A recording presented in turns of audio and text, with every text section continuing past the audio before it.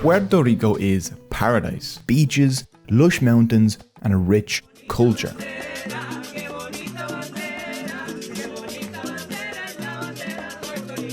But beneath the beauty, something is very wrong.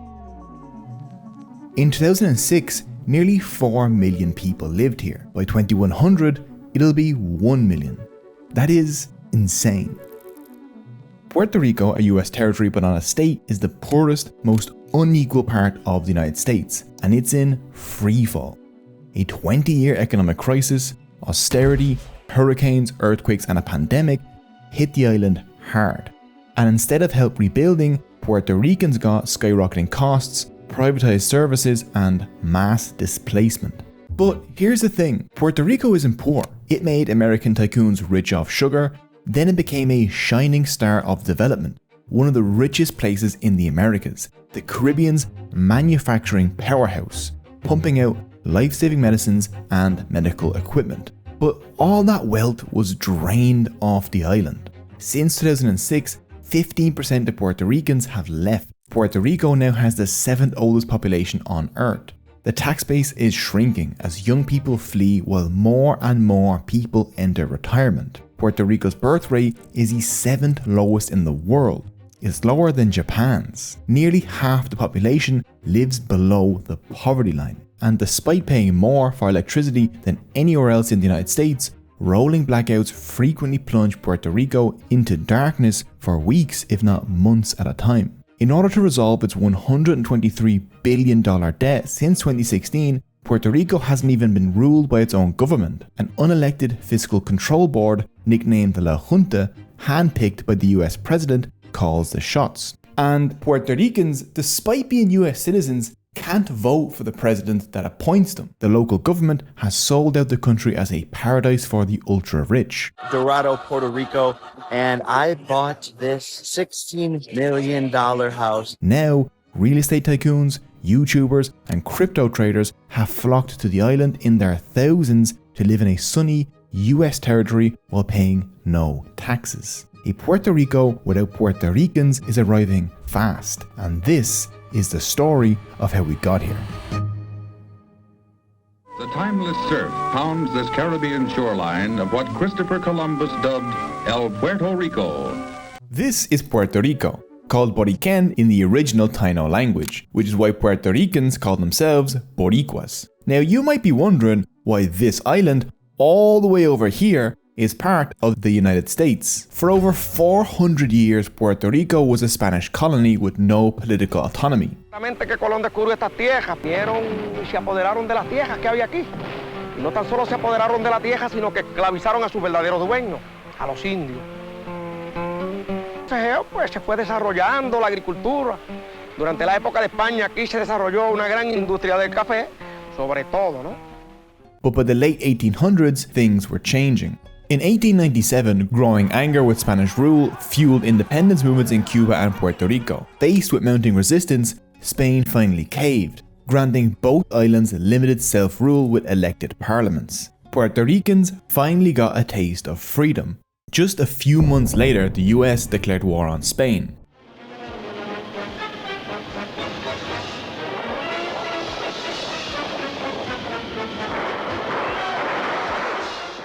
Spain, which was an old, decrepit and dying empire, quickly lost the war, and in the 1898 Treaty of Paris, handed Puerto Rico, Guam and the Philippines to the United States, while Cuba became an independent country under strict American oversight. From that moment on, Puerto Rico would be an American colony, a valuable military outpost in the Caribbean. In Washington, lawmakers weren't exactly sure what to do with Puerto Rico. Should they grant it independence, make it a state, or keep it in limbo? Eventually, limbo won out, as American lawmakers didn't want to grant equal rights to savages addicted to headhunting and cannibalism. The Insular Cases, a series of Supreme Court rulings, cemented Puerto Rico's status as an unincorporated territory that belonged to but was not part of the United States. This allowed the US to rule over Puerto Rico without granting its people full constitutional rights. Puerto Rico was forbidden from negotiating trade treaties with foreign nations or setting its own taxes and tariffs. Puerto Ricans were subject to US taxation without representation in Congress. The island was forced into the US tariff system. There was now tariff-free trade between Puerto Rico and the United States, making Puerto Rican sugar highly profitable for American refiners, as it could enter the US tariff-free, unlike sugar from a foreign country like Cuba. But this destroyed Puerto Rico's other industries. The island's main export was coffee, grown by self-sufficient farmers who had exported their beans to Europe through Spain. But now its exports were subject to tariffs Europeans placed on US goods. Cheaper Brazilian beans rapidly took over the market, and Puerto Rican beans couldn't compete in the US market, which was already dominated by Brazil. Puerto Rico's coffee industry, once the fourth largest in the world, collapsed, along with the livelihoods of thousands of farmers. In 1900, the US appointed Charles Herbert Allen from Massachusetts as Puerto Rico's governor. As governor, he raised taxes on Puerto Ricans and denied them loans to develop their own industry, while subsidizing American-owned farms, and he handed over tons of government offices to high-paid Americans. Hurricane San Ciriaco devastated the island's coffee crop in 1899. A year later, Allen refused to distribute relief funds. Then in 1900, the US brought in a property tax on the value of property. American banks decided the value of the property. American-owned land was appraised low, meaning those owners paid almost no tax. Puerto Rican farmers, well, their land was appraised high, and their tax bills exploded. The farmers, reeling from the hurricane and penniless, were forced to sell their land. And guess who bought that land on the cheap? American sugar companies. Governor Charles Herbert Allen spent just 17 months setting this all up in Puerto Rico. Then he resigned, and he went straight to Wall Street and started building a sugar empire. He and his business partners snatched up the very land he had helped seize from Puerto Rican farmers, and he got lots of help from all those men he had placed in positions of power. By 1920, Allen and US bankers had converted nearly half of all arable land in Puerto Rico into sugar plantations owned by American corporations. Thousands of once self-sufficient Puerto Rican farmers were kicked off their land.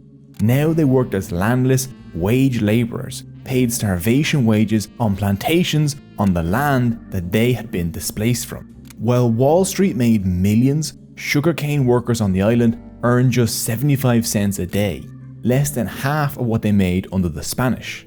What was once land used to grow a diverse range of crops and food was transformed into a sugar monoculture for export. Hunger became rampant. By 1907, Charles Herbert Allen's American Sugar Refining Company was the largest sugar syndicate in the world. Today, it's called Domino Sugar.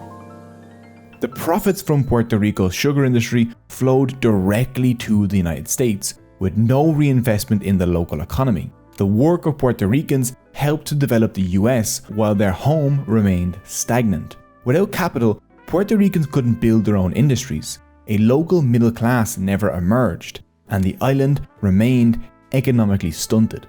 This was a textbook colonial economy. Puerto Rico's entire economy was redirected to produce what it did not consume, sugar, and was forced to import everything else from its colonizer. The island existed solely to fuel American industry and to purchase American goods. As it was put in 1929, the American flag flies over a prosperous factory worked by slaves, who have lost their land and may soon lose their guitars and their songs. Puerto Rico is now a land of beggars and millionaires. In 1917, Puerto Ricans were granted US citizenship, but there was a catch. They couldn't vote in US elections, but they could be drafted, just in time for the United States to enter the First World War. In 1920, the US imposed this, the Jones Act. It mandates that any goods shipped between two US ports must travel on vessels that are built in the US, owned by US citizens, and crewed by US residents. A ship can transport goods from Santiago, Chile to Miami, but if it wants to pick up more goods in Miami to bring to New York, which is the most economical thing to do, it would have to transfer everything to a US-owned ship. Puerto Rico is right next to major shipping routes. The logical way to get goods there would be for cargo ships to stop on their way to the mainland US, drop some stuff off, and pick up new stuff. But because of the Jones Act, ships dropped their goods off in Jacksonville, Florida. Then, 4 US shipping companies who monopolized this route and were convicted of price fixing jack up the prices before sending those goods to Puerto Rico. Shipping a container from the US East Coast to Puerto Rico on a Jones Act ship costs about $3,000. Shipping that same container to the Dominican Republic right next door on a non-Jones Act ship costs $1,500. The Jones Act inflates prices across the island, where people earn a third of the mainland wage. This also makes Puerto Rico's goods more expensive to export, making them less competitive. The Jones Act costs Puerto Rico $1.4 billion a year, and that might be a low estimate. The nearby US Virgin Islands are exempt from the Jones Act, and goods there cost half as much as in Puerto Rico. After the US systematically dismantled Puerto Rico's agricultural sector, the lush, green, fertile island now imports nearly all of its food from the United States. Food in Puerto Rico costs twice as much as it does in Florida, and now about 40% of Puerto Ricans are estimated to be food insecure, 4 times the national average. Now, you may be wondering, if this law is so bad, why doesn't the US Congress just repeal it? Well, lobbying groups for American shipping companies have a lot more influence over Congress than Puerto Ricans who have no political voice. During the 1930s and the 1940s, the United States brutally suppressed Puerto Rico's independence movement through massacres,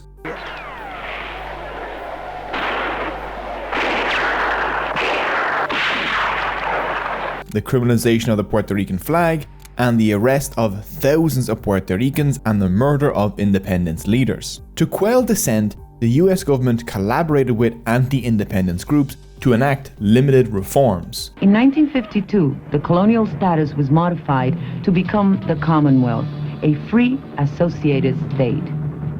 Under the Commonwealth, Puerto Ricans can elect their own legislature, but the laws passed in Puerto Rico can be overturned by the United States Congress. These measures, though, did not grant real sovereignty. The island remained a US territory. It was not allowed to become a state, and they still couldn't vote in US elections, and they still can't today. After World War II, global sugar prices collapsed. Puerto Rico, one of the poorest places in the Caribbean, had to radically transform its economy. In the 1940s, they started Operation Bootstrap, eliminating all corporate taxes to encourage US investment in order to industrialize the island. This triggered a massive influx of American businesses that set up factories to benefit from extremely cheap Puerto Rican labor, with tariff-free access to the US market and no tax bill. Puerto Rico rapidly industrialized, turning into a hub for manufacturing garments, pharmaceuticals, chemicals, machinery, and electronics. Between 1950 and 1971, per capita income rose by over 400%. Illiteracy was largely eliminated, and life expectancy jumped from 46 years to 70 years. In 1976, the US Congress brought in Section 936, which allowed these US companies to repatriate all of their profits back to the US tax-free. Puerto Rico became one of the world's leading producers of pharmaceuticals and still is, generating billions in profits for American firms. But this industrial boom came at a terrible cost. American pharmaceutical companies use Puerto Rican women as test subjects for unapproved contraceptive drugs without their consent. At the same time, American eugenicists pushed for the mass sterilization of Puerto Rican women, as part of a plan to reduce the population problem on the island. By 1974, 1 in 3 Puerto Rican women had been sterilized, many against their will. So common is the method that it is simply known as la operación. What's wrong with sterilization and what has been wrong in the way it's been done in Puerto Rico is that very often women have not been informed. 42% of the women working in one factory outside San Juan were found to have been sterilized. Puerto Rico had the highest sterilization rate in the world. Meanwhile, the island was poisoned for profit. Puerto Rico became riddled with over 500 Superfund sites. Superfunds are toxic sites filled with chemical waste. Companies like AbbVie, Merck, Pfizer, and Upjohn dumped toxic chemicals like carbon tetrachloride, chloroform, and acetonitril directly into the soil and water, while the US military used Puerto Rico as a testing site, leaving behind napalm, Agent Orange, and depleted uranium. Residents of the island of Vieques have a 20% higher cancer rate than the mainland US. Children born near these Superfund sites suffer from higher rates of leukemia, seizures, learning disabilities, and neurological damage. Puerto Rico's transformation stunned the world. Countries like Ireland and Singapore looked at Puerto Rico's rapid industrialization and took notes. They studied how the island attracted foreign investment. They saw how manufacturing and tax incentives could fuel an economy. But there was one huge difference. Ireland and Singapore have sovereignty. They can control their own economic policies. As a colony, Puerto Rico couldn't. For example, they couldn't repeal the Jones Act to make themselves more competitive or to make prices on the island lower. Puerto Rico can't make trade deals with other independent countries. They can't even higher or lower the minimum wage because that's set by the US Congress. Ireland and Singapore kept much of the wealth they produced. They reinvested it to create better jobs, to improve infrastructure, and to develop new industries. Puerto Rico couldn't turn this system into genuine economic development. This system simply used Puerto Ricans as permanent, low-wage labor for US corporations, improving their global competitiveness. Since Puerto Rican firms didn't get the same tax benefits, they also couldn't compete with US firms. The profit created by Puerto Rican workers drained out to the United States. US corporations extracted $334 billion in profits between just 2008 and 2017. Puerto Rico is one of only 3 places in the world that lose more than 30% of the income generated within their territories. The other 2 are Equatorial Guinea and Iraq. In 1996, Bill Clinton and Congress ordered the phase out of Puerto Rico's tax exemptions and set them to expire by 2006. Around the same time, the United States signed the NAFTA and CAFTA trade agreements. One of Puerto Rico's key advantages has always been that it has tariff-free access to the US market, but NAFTA and CAFTA extended tariff-free trade to other countries in the region with much lower wages, erasing Puerto Rico's competitive advantage. The impact was devastating. Thousands of factories closed and hundreds of thousands of Puerto Ricans were left jobless. The economy collapsed. Desperate to cut costs around 2009, they've hiked sales taxes, corporate taxes, and income taxes. Utility rates are up dramatically. Some water bills have doubled. And to cut costs, government workers have been laid off, their retirement benefits cut sharply. But these austerity measures weren't enough. The island simply didn't have the cash to continue to pay for basic services. Unlike an independent country, Puerto Rico, who uses the dollar, can't print more money. They can't restructure their economy, and they can't borrow money from international financial institutions like the IMF. Puerto Rico did, however, have bonds. Bonds are essentially an IOU sold to investors with a promise of repayment plus interest. Since 1917, Puerto Rican bonds have been unique. They are triple tax exempt, which means they have no federal, no state, and no local taxes, which makes them extremely attractive to investors. Even as Puerto Rico remained in a deep recession, Wall Street investors continued to buy more and more Puerto Rican bonds. They felt extremely secure in their investment because in 1984, the US Congress quietly passed a law that made it illegal for Puerto Rico to declare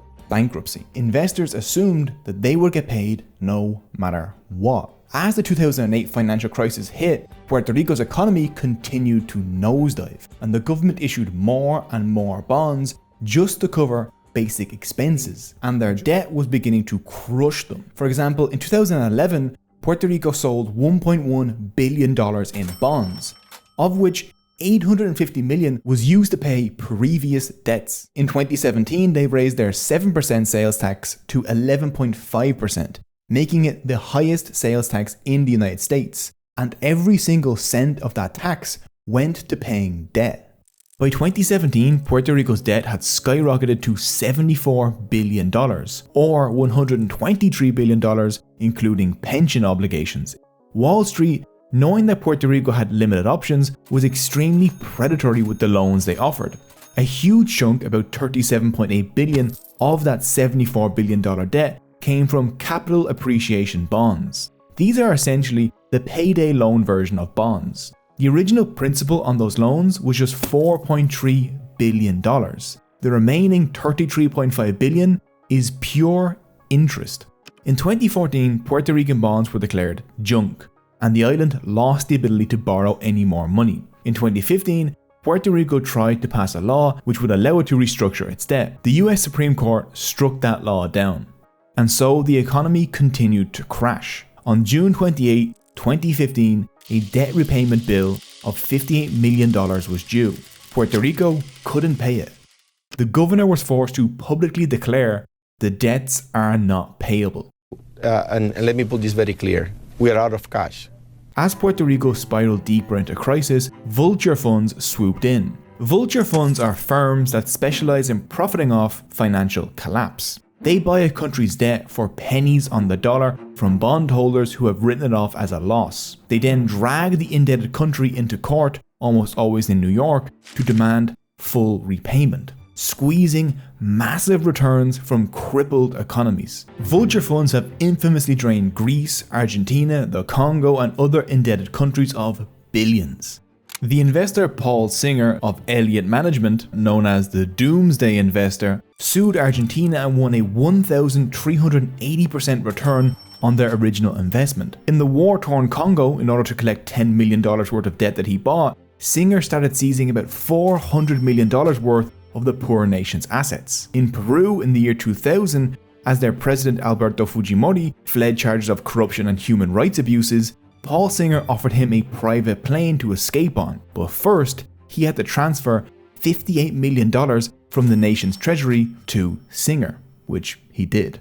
In 2015, Puerto Rico proposed a bill to the US Congress asking them to allow some of their public corporations, like the island's power authority, to declare bankruptcy. This would give the island some breathing room by allowing it to restructure about a third of its debt. Even some of Puerto Rico's creditors agreed with this, thinking that it would free up some cash to pay back the rest of the debt, but the vultures wanted every last cent. These funds were already making huge donations to the Hillary Clinton, the Chris Christie, and the Marco Rubio presidential campaigns, alongside lobbying other politicians. The calls came in, and the bill died. After this, the vultures started buying up even more Puerto Rican debt. Forbes reported that in 2015, these vulture funds controlled nearly 50% of Puerto Rico's debt.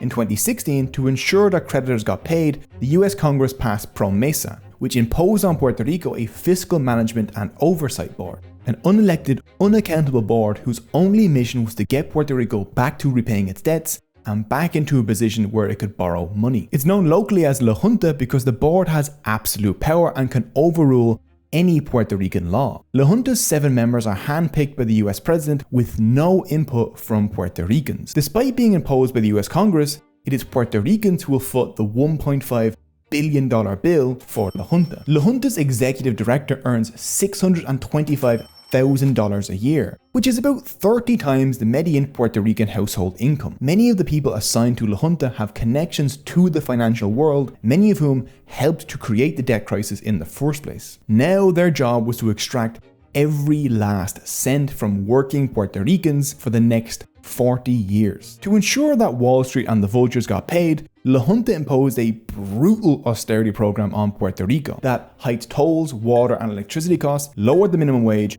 cut labour protections and removed sick days, slashed education funding which led to mass school closures, gutted pensions and healthcare, cut infrastructure funding and restricted access to food assistance. Puerto Ricans already tried austerity in 2009 and 2010. It only made things worse, forcing more Puerto Ricans to leave to the US, shrinking the economy even further. The way out of economic decline tends to be growth and investment, not cuts. La Junta, however, insisted on driving down costs and prioritizing faster debt repayments, especially to vulture funds, all while Puerto Rico rotted away.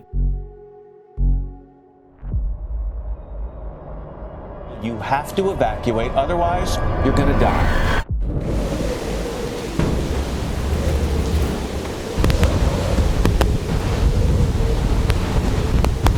Hurricane Maria, a Category 4 storm, winds of at least 155 miles Category 5 with sustained winds of 260 kilometers per hour. Island, and as you heard, one official saying the island is destroyed. I am begging anyone that can hear us to save us from dying. If anybody out there is listening to us,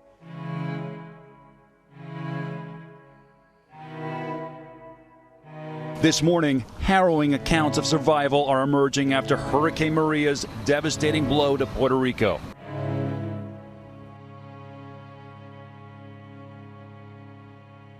Roads, now rivers, homes demolished. 4 million residents here are without power, 100% of the island. Officials warn it could be months before electricity is restored. Vino el viento, se llevó todo el zinc, se llevó la casa con toda la pertenencia, todo lo que había dentro. The hurricane, they say, was a problem. The greater tragedy is the lack of government action. There's a lot of old people here in Puerto Rico. They need help. You know, it's no, we can't let them die. We can't let them die. I hate to tell you, Puerto Rico, but you've thrown our budget a little out of whack. On the 20th of September 2017, Hurricane Maria slammed into Puerto Rico, burying entire towns. The island's infrastructure, crippled by years of austerity, collapsed. 500,000 homes were destroyed or damaged, and the entire power grid was destroyed. The federal government's response was slow and inept. President Trump refused to waive the Jones Act until the 28th of September, which delayed the response and increased costs. So why hasn't the government issued a waiver for the so-called Jones Act, as it did to help Florida and Texas recover from hurricanes? We have a lot of shippers and a lot of people people that work in the shipping industry that don't want the Jones Act lifted. When it was finally waived, it was only for 10 days. 9 days after Hurricane Harvey hit Houston, FEMA had approved $141.8 million in aid. 9 days after Hurricane Maria hit Puerto Rico, FEMA had approved just $6.2 million. The United States was slow in deploying helicopters and hospital ships for weeks, while victims of the storm fought to survive one of the deadliest hurricanes in American history. Abandoned communities in Puerto Rico had no power, food, water, gas, or medicine. People were forced to drink water from toxic Superfund sites. Ordinary Puerto Ricans came together in brigades to clear roads, deliver food and water. Along the way, we come across a caravan of more than 100 volunteers, all church members, who are traveling across the island distributing food and water. Meanwhile, FEMA, the US military, and the local government failed to reach isolated communities for weeks. It took a full year to restore electricity to the entire island. 2 weeks after the disaster, President Donald Trump visited Puerto Rico and infamously tossed paper towels at hurricane victims. As thousands of Puerto Ricans were fighting for survival, he said, "Puerto Ricans want everything done for them." After Hurricane Harvey, Trump told Texans, "To those Americans who have lost loved ones, all of America is grieving with you, and our hearts are joined with yours forever. We are here with you today. We are with you tomorrow, and we will be with you every single day after." After Hurricane Maria, Trump tweeted at Puerto Ricans, his fellow Americans, "We can't keep FEMA in Puerto Rico forever." FEMA usually stays in disaster areas for years. Trump said this just weeks after the disaster, while people were still searching for their missing loved ones. Hurricane Maria killed over 3,000 Puerto Ricans. The hurricane didn't kill most victims though. The deaths came from a systemic collapse that followed. Ambulances couldn't reach the injured, unsafe water made people sick, and communities went months without electricity to power medical equipment or safely store medicine like insulin.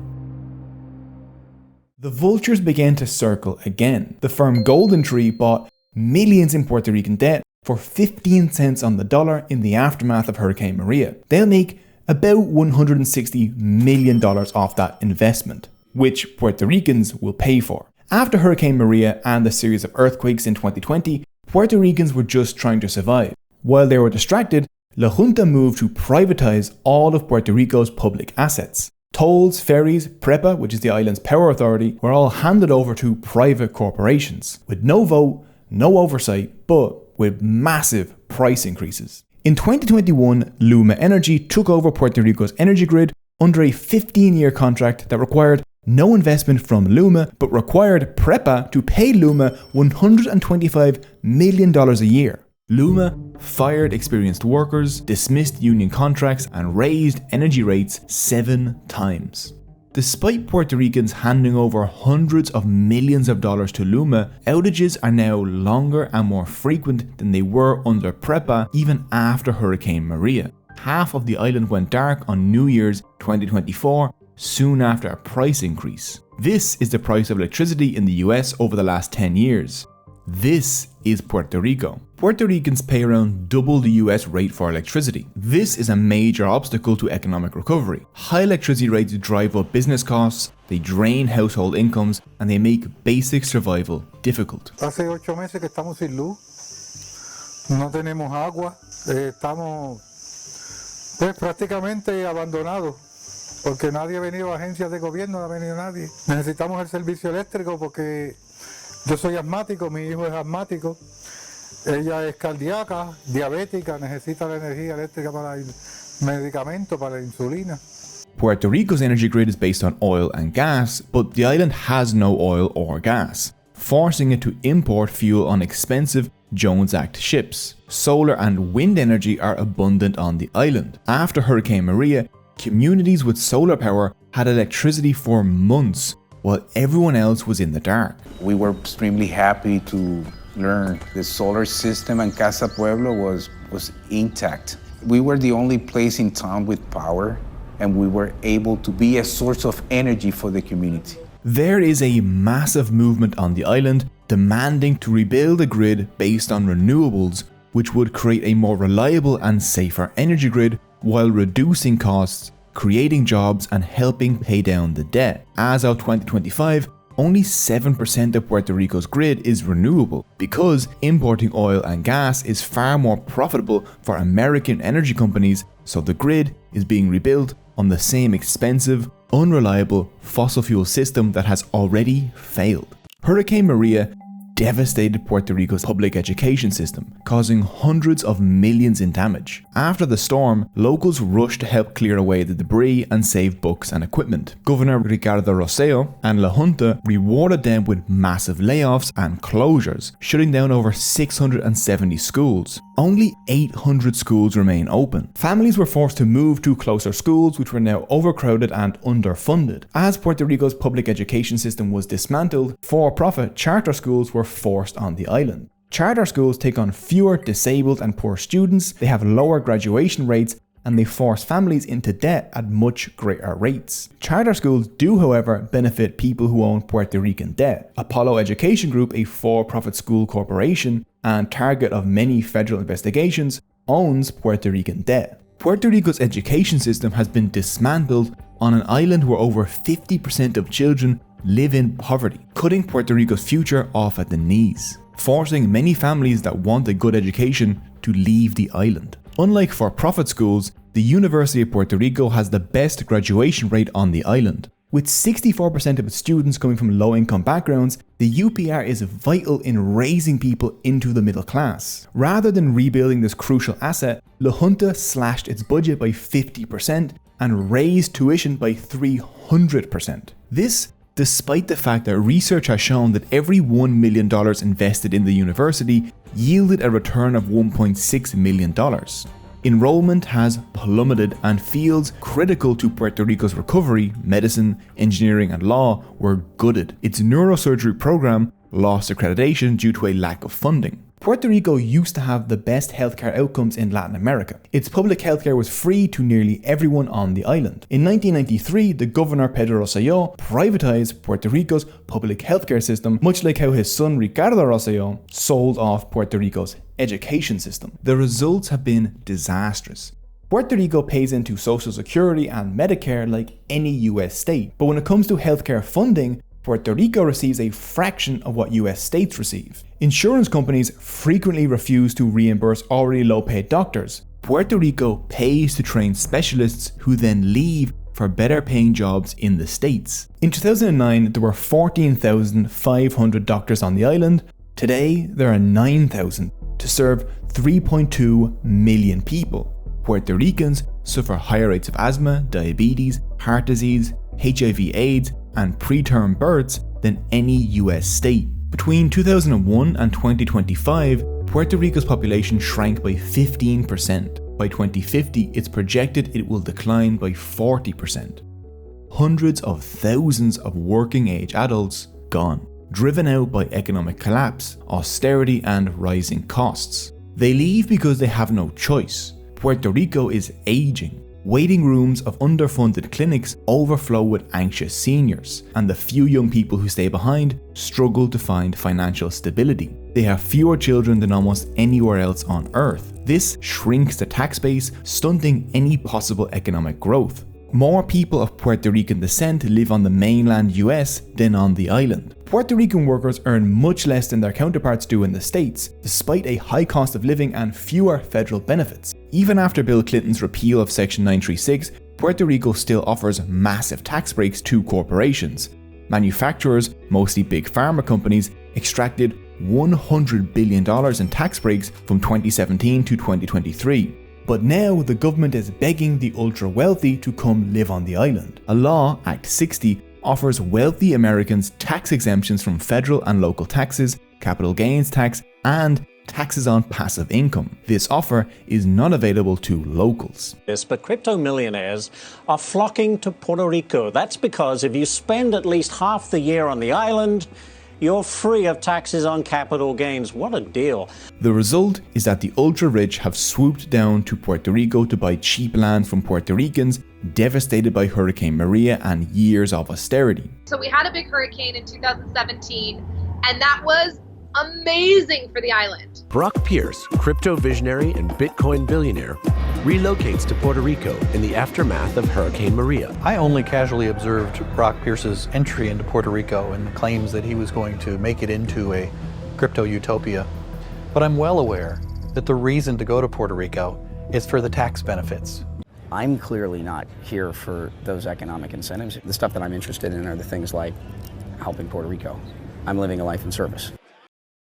This has created hyper-segregated communities of ultra-wealthy tax dodgers and the eroding of the Puerto Rico millions of normal, working people once loved. The purpose of Act 60 was to create jobs, but the result has only been a handful of cleaning, hospitality, and other low-paid, unstable jobs. Puerto Rico's beaches, legally public and open to all, are now being privatized by wealthy crypto investors, hedge fund managers, and real estate tycoons. Locals say Aguadilla Pier Corp, the developer behind the construction site, has been building illegally on 3 areas near the cave, saying they've cut down a protected forest and let sediment from their site pollute the water below. Locals are being pushed out by expensive hotels, short-term rentals like Airbnb, and foreign investors hoarding properties. And while those Americans seek out a tax shelter in Puerto Rico, they're driving up the price of rent by 600%. The infrastructure that failed with deadly results during Hurricane Maria is still desperately underfunded. Infrastructure continues to deteriorate while exclusive hotels spring up and billionaires demand docking space for mega yachts. In San Juan, where Puerto Ricans earn $30,000 a year on average, the median home listing is over $900,000. I'm moving to Puerto Rico. So I feel like people are wondering why Puerto Rico, right? Yeah. Like how random. Yeah. Taxes. It's one vertical. Yeah. It's one. Figures like Logan and Jake Paul have moved to the island to dodge taxes while abusing the local environment. Billionaire Vulture fund investor John Paulson, who made billions off the 2008 financial crash and the collapse of Greece, and who owns millions in Puerto Rico's debt, is using Puerto Rico's distress to buy land and resort properties on the cheap. Why did Paulson decide to buy up all this land? It was cheap. Prices were plunging, so he could get it for pennies on the dollar. The Puerto Rican government has used brutal force to crush any resistance to this scheme. Puerto Rico is now the 5th most unequal place on Earth. For centuries, Puerto Rico's wealth has been extracted, its labor exploited, its people sacrificed. It has been a tax haven for the rich, a testing ground for experiments, and a dumping ground for toxic industries. When Puerto Ricans demand independence, they are met with American bullets. They live as second-class citizens with no political power, pushed out of the homeland they clearly love. Today, under La Junta, Puerto Ricans have fewer rights, while people work multiple jobs just to survive, paying high taxes for crumbling infrastructure, failing hospitals and a vanishing education system. Rather than investing in Puerto Rico in finding ways to bring the displaced home, the government has brought in tax dodgers who price locals out of their own homes. This kind of parasitic exploitation will soon destroy its host. Puerto Rico is being emptied, erased, and auctioned off. Without change, we will watch something terrible happen in real time. A Puerto Rico without Puerto Ricans. But you probably haven't heard much about this because the media rarely covers stories like this with the depth they deserve, which makes it hard to keep up with everything happening in the world. That's why Nebula is such a crucial space for creators. It allows series like War Room by Real Life Lore to exist, a monthly briefing that covers the most significant geopolitical updates, from ceasefire deals to conflicts in Myanmar, Syria and beyond. Nebula even has an entire carefully curated news section to keep you updated. These kinds of series will almost certainly be suppressed on other platforms, but Nebula makes them possible. Nebula has a ton of exclusive and wide-ranging content, like the Logistics of X, which unpacks the complex systems that keep our world running, like how search and rescue teams operate. There's also Abolish Everything, a hilarious comedy debate show where champions roast pet peeves they want banned from society. Or dive into Red Atoms, an engrossing series by Real Time History that explores the Soviet nuclear program, its societal impact, and disasters like Chernobyl. Real Time History, one of my favorite history creators, releases all their videos early and ad-free on Nebula, just like myself and hundreds of other creators. Nebula is an independent, creator-owned streaming platform, a place where thoughtful, quality content thrives, free from the pressures of an ad-driven algorithm. Every subscription helps fund bigger and more ambitious projects that wouldn't be possible otherwise. It lets creators like me spend more time and effort producing the kinds of videos you love. Game shows like Jetlag, which take place over continents, or in-depth cultural analysis like Boomers are all made possible by Nebula subscribers. A subscription to Nebula costs just $36 a year. That's only $3 a month when you use my link go.nebula.tv/cogito or scan the QR code on screen. If you really want to invest in the long-term future of independent content, you can even grab a lifetime subscription for $300. If you're already using Nebula and you love it, we also offer guest passes so you can share your favorite content with friends and family. So if you believe in creators, if you want to support new, exciting productions, and you want to unlock some of the best independent content online, head over to go.nebula.tv/cogito. I really hope you enjoyed this video. A link to my Patreon is down below if you want to help support the channel. All patrons get early access to all videos and get to join a Discord server with me and other patrons. Sources I've used are also in the description.